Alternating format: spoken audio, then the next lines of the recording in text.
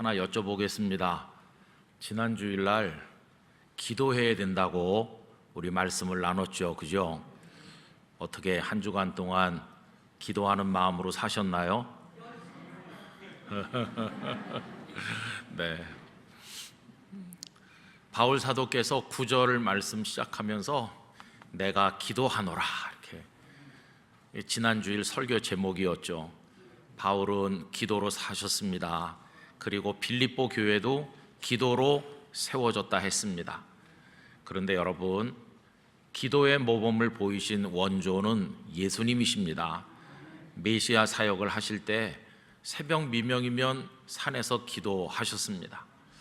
십자가를 앞두고는 겟세마네 동산에서 얼마나 간절히 기도하시는지 막 땀방울이 핏방울이 될 만큼 간절하게 우리의 구원을 위해 십자가를 앞두고 기도하셨습니다.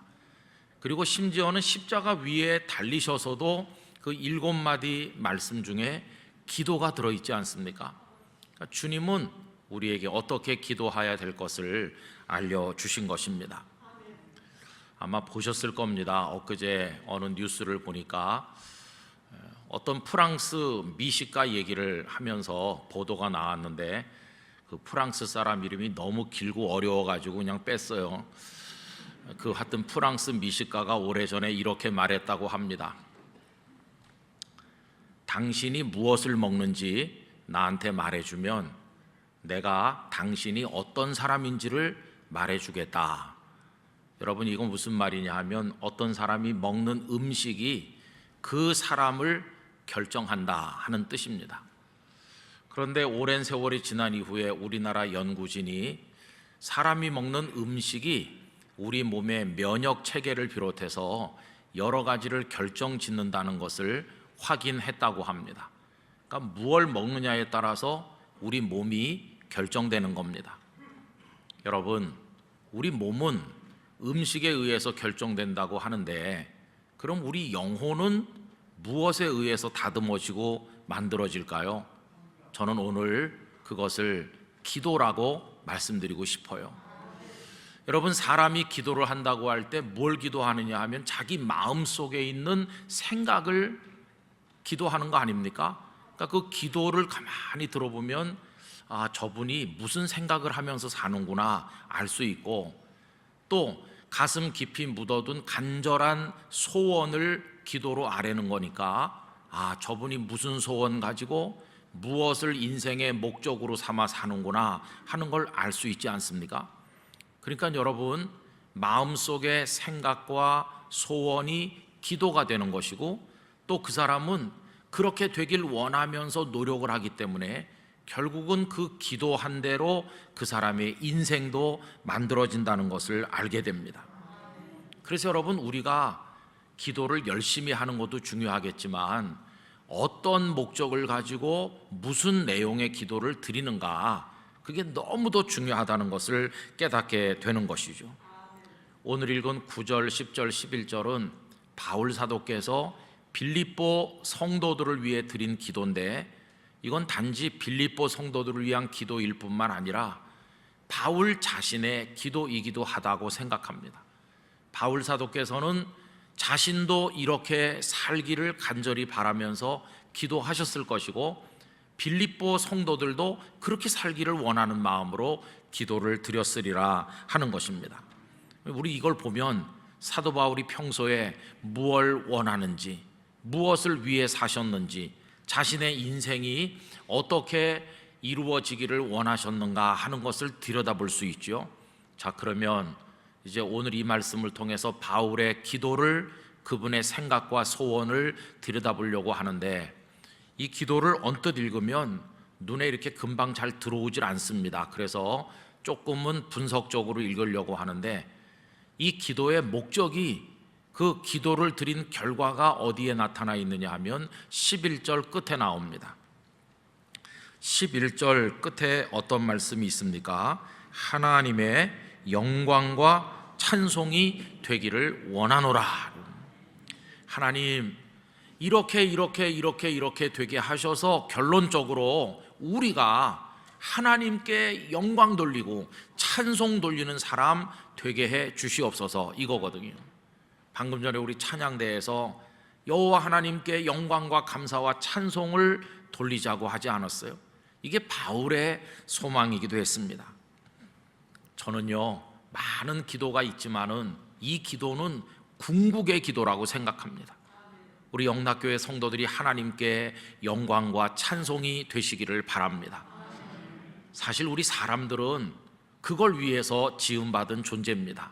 하나님께서 우리를 지으신 목적이 하나님 영광 받으시려고요. 그래서 웨스트민스터 신앙고백 저 뒤에 붙어있는 부록 그 소요리 문답 제1문항을 잘 아시잖아요. 사람의 제1 되는 목적이 무엇입니까?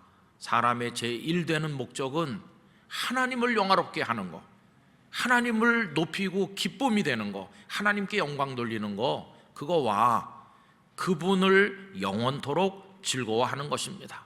하나님이 계시다 하는 걸 생각하면서 우리 자신이 너무너무 기뻐하며 사는 거, 그게 사람의 제1 되는 목적이라고 말씀하셨어요.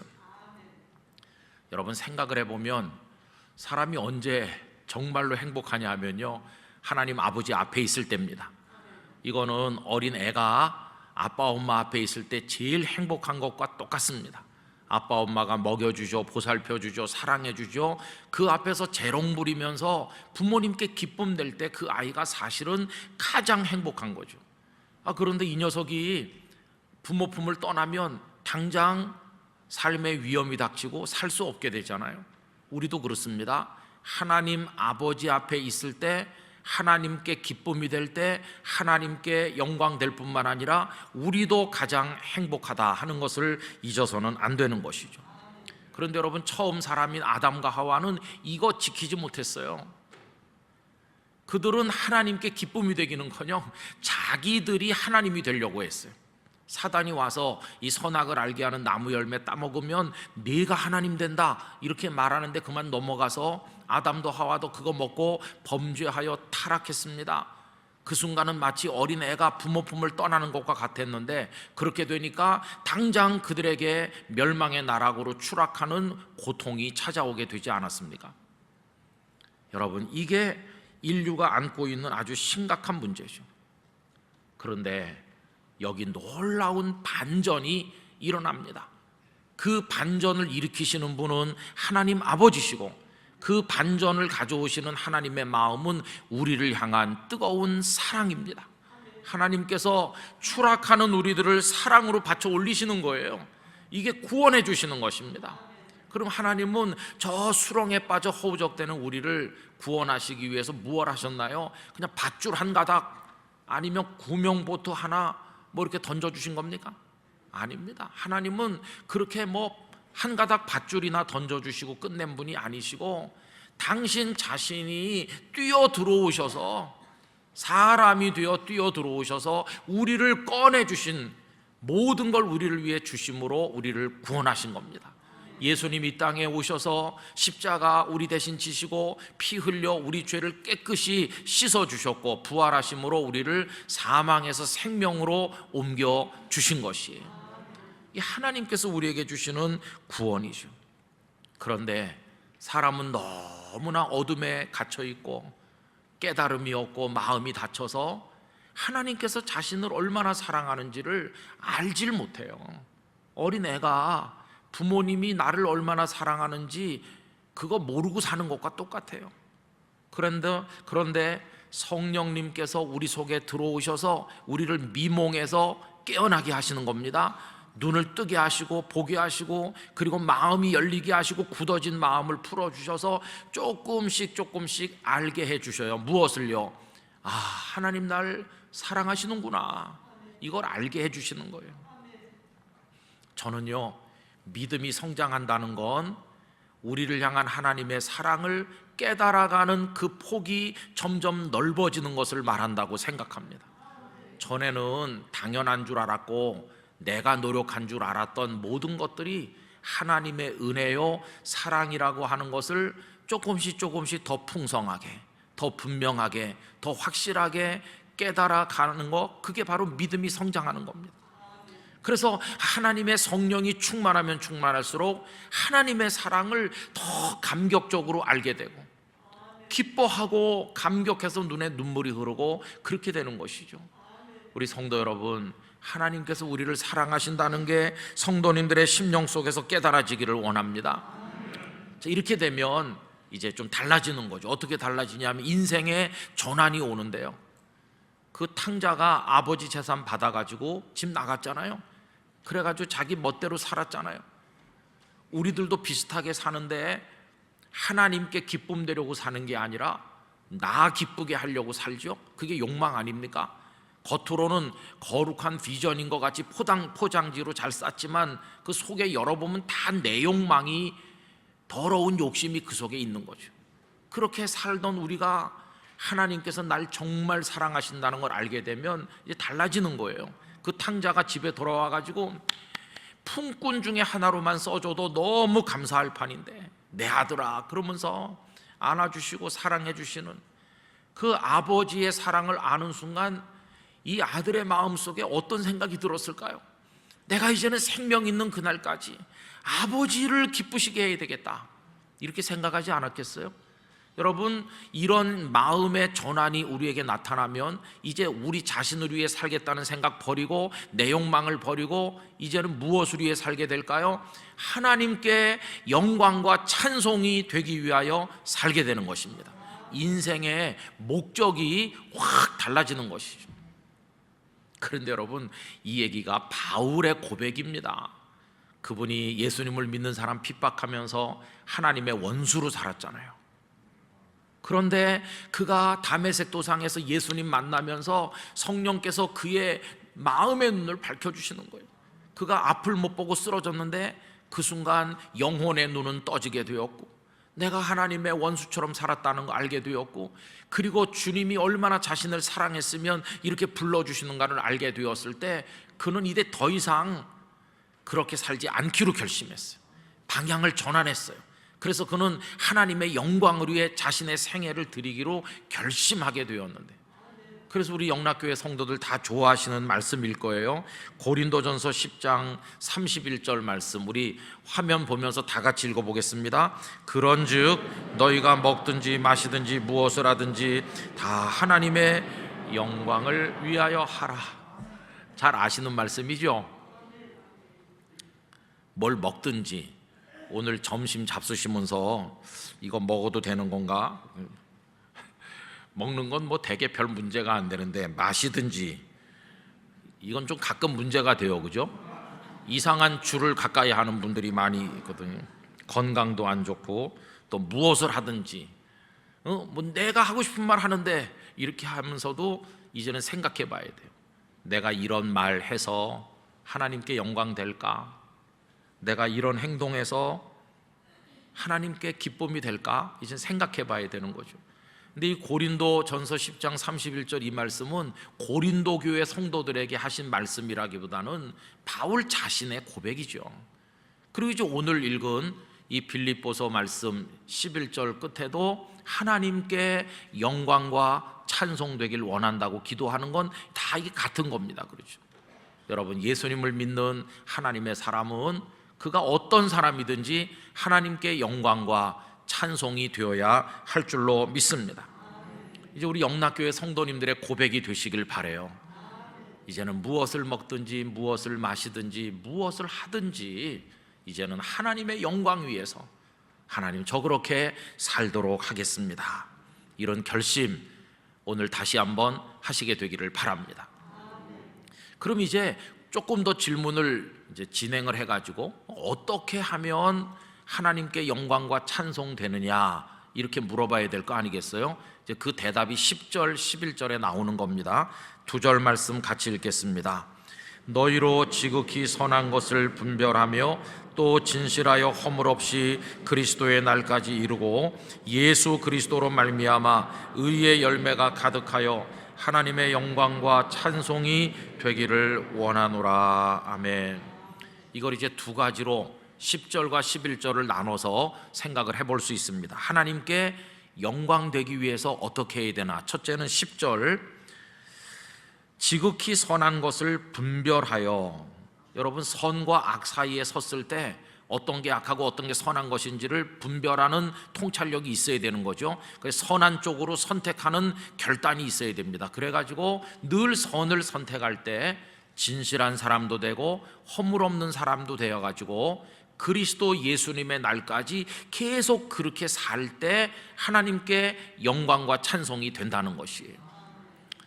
우린 다 선택 앞에 서 있습니다. 아담과 하와가 그 사탄의 말대로 그거 따먹고 하나님이 되려고 시도를 할 것인가, 아니면 안 먹고 하나님의 말씀을 순종할 것인지 결정해야 될 기로에 섰던 것처럼 우리 모든 사람은 선과 악 사이에서 선택을 해야만 되는 거죠. 이때 선택의 기준이 뭡니까? 악이 아니고 선이죠. 그렇죠? 그러면 선의 기준이 뭡니까? 어떤 사람들은요, 목사님, 제 양심을 걸고 이렇게 말하는, 그 양심 믿을 거 없어요. 옛날에 누가 말했는지 모르지만 양심엔 다 털이 나 있대요. 믿을 수 없대요. 전 그게 무슨 뜻인지 잘 몰라요. 그렇지만 하여튼 믿을 수 없다는 말이에요. 양심을 걸고 이렇게 말하는 사람 보시걸랑 빨리 도망가시기 바랍니다.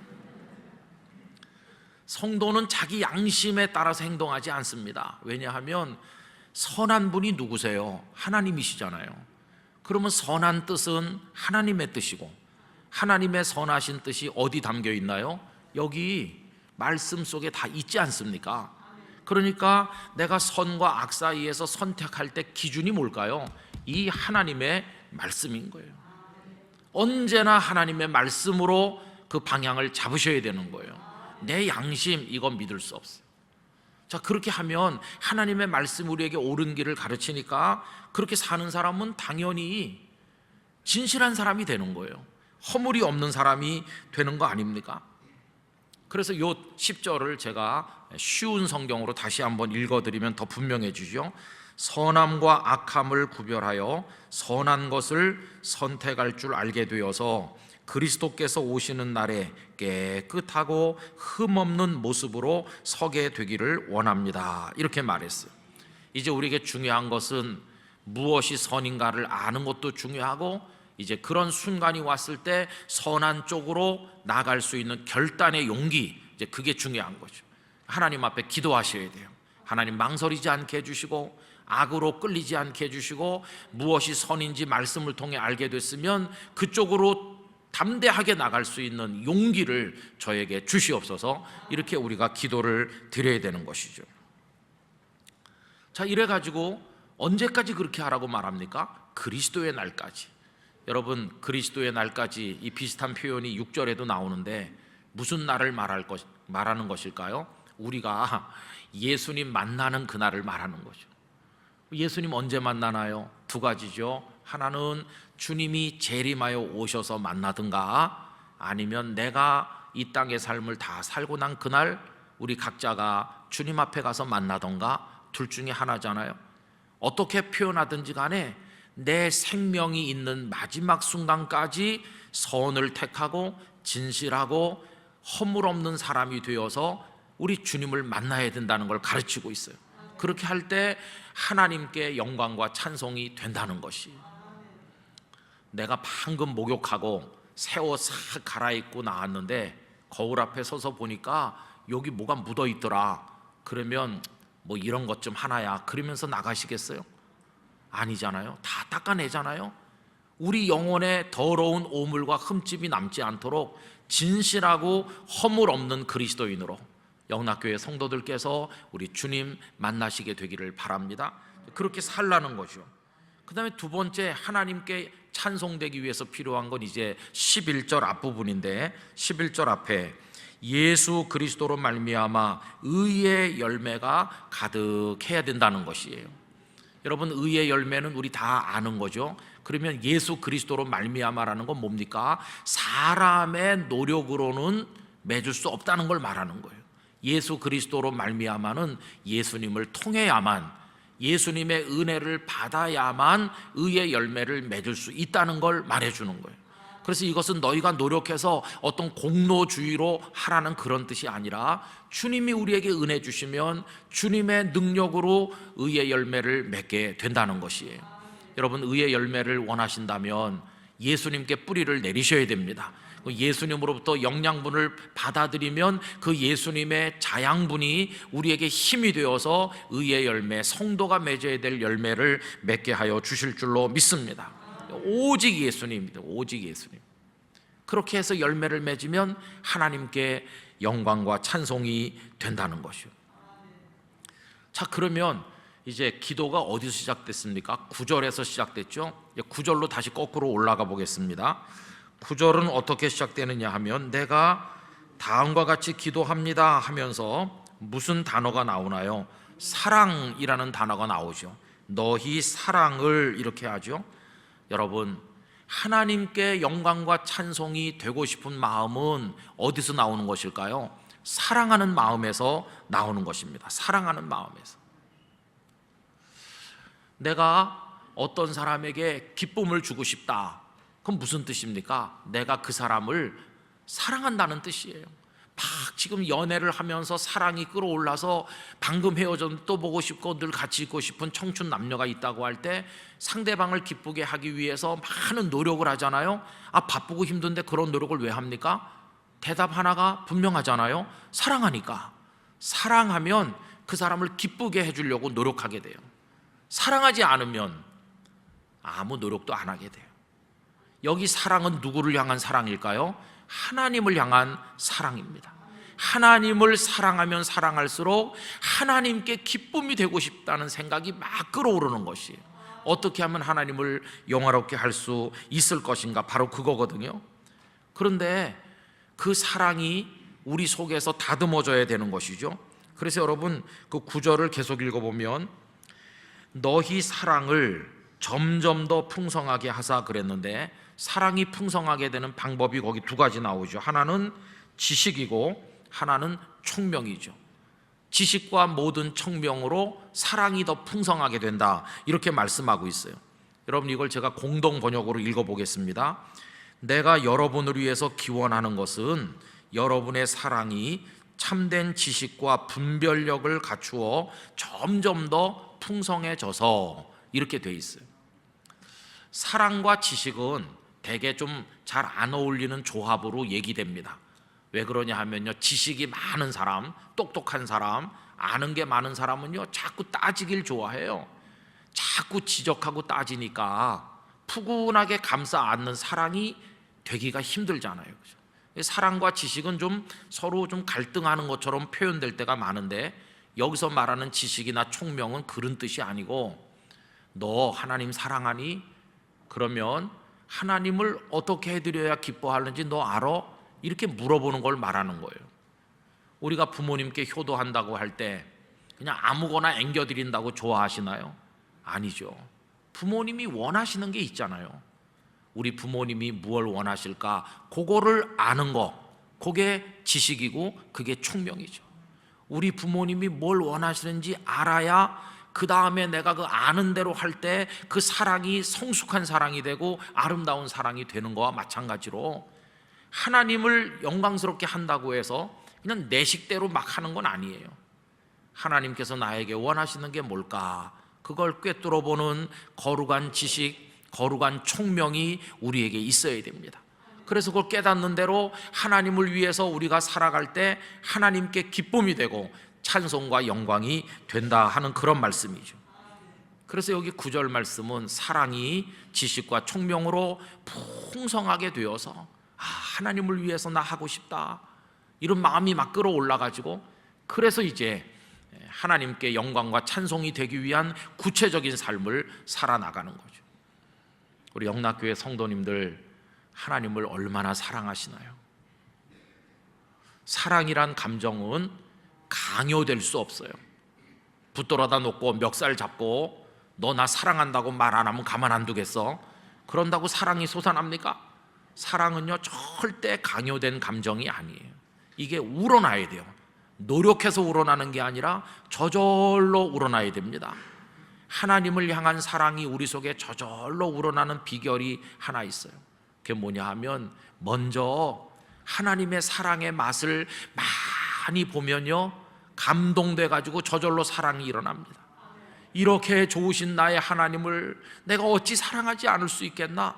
그 하나님의 사랑의 품속으로 깊이 들어갈수록 하나님을 사랑하는 마음이 막 솟아나게 돼 있어요. 이제 나는 하나님께 기쁨이 되고 싶다.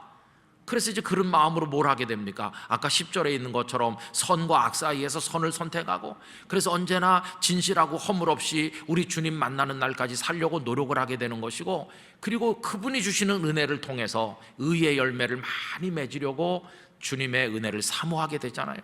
이게 성도가 살아가는 모습이라는 것을 알려주는 것이죠. 저는 요새 이제 우리 시대를 보면서 너무 캄캄해진다, 너무 어둡잖아요. 혼란스럽구나. 그래서 자꾸 근본적 질문을 저 자신에게도 하게 됩니다. 이런 거죠. 너는 진실한 그리스도인인가? 그리스도인은 어떻게 살아야 되는가? 이런 근본적 질문을 자꾸만 할 수밖에 없어요. 세상이 너무 어두우니까요. 여러분, 캄캄하면 그 속에 있는 게 보입니까? 안 보입니까? 아무것도 안 보이고 구별도 안 돼요. 아무것도 안 보여요. 지금이 그런 세상이에요. 근데 그 속에 군데군데 그리스도인이 있잖아요. 그럼 그리스도인이 눈에 보여야 되잖아요. 눈에 보이려면 뭔가 좀 달라야 되는데 그 손에 등불을 들고 있다면 보일 거 아니겠어요? 우리 영락교회 성도들이 이 아름다운 삶의 등불을 드시기를 바랍니다. 아, 저기 그리스도인이 있구나, 이렇게 보여져야 되잖아요. 그래서 오늘 여기 나오는 것은 기도지만, 기도라기보다는 이렇게 살고자 하는 소원이 그 속에 담겨 있는 것이니까 기도인과 동시에 삶이라고도 말할 수 있어요. 여러분, 이렇게 기도하고 우리도 이렇게 살게 되기를 간절히 기원합니다. 이제 오늘 말씀이 다 머릿속에 어느 정도 정리되셨으니까 우리 9절부터 11절을 천천히 같이 읽어보도록 하겠습니다. 내가 기도하노라. 너희 사랑을 지식과 총명으로 점점 더 풍성하게 하사 너희로 지극히 선한 것을 분별하며 또 진실하여 허물 없이 그리스도의 날까지 이르고 예수 그리스도로 말미암아 의의 열매가 가득하여 하나님의 영광과 찬송이 되기를 원하노라. 할렐루야. 이제는 이 기도가 잘 머릿속에 정돈되셨을 거라고 믿습니다. 이제는 이렇게 기도하시기 바랍니다. 그리고 이렇게 사시기 바랍니다. 여기 오늘 말씀이, 아유 목사님, 내가 예수 믿은 지 50년인데 난생 처음 듣는 얘기예요. 그런 게 있습니까? 너무너무 잘 아시는 얘기예요. 이제는 그게 우리의 진실된 기도가 돼야 되고요. 기도했으면 또 그렇게 살아야 되고, 또 그렇게 살면서 계속 또 그렇게 기도해야 되고, 삶과 기도가 한 덩어리로 이렇게 뭉쳐가지고 우리 주님께 기쁨이 되기를 원하는 것입니다. 잠시 후에 부를 찬양은 우리 예배 시작할 때 주로 많이 불렀던 그런 찬송가인데, 우리 하나님께 예배를 통해 영광 돌리며 삶을 통해 예배를 드리고 영광 돌려야 되지 않겠어요? 그런 마음으로 우리 영락교회 성도들이 어느 곳에 갔다 와도, 어느 곳에 계시든지 무슨 일을 하시든지 우리 하나님께 영광과 찬송이 되시기를 간절히 기원합니다.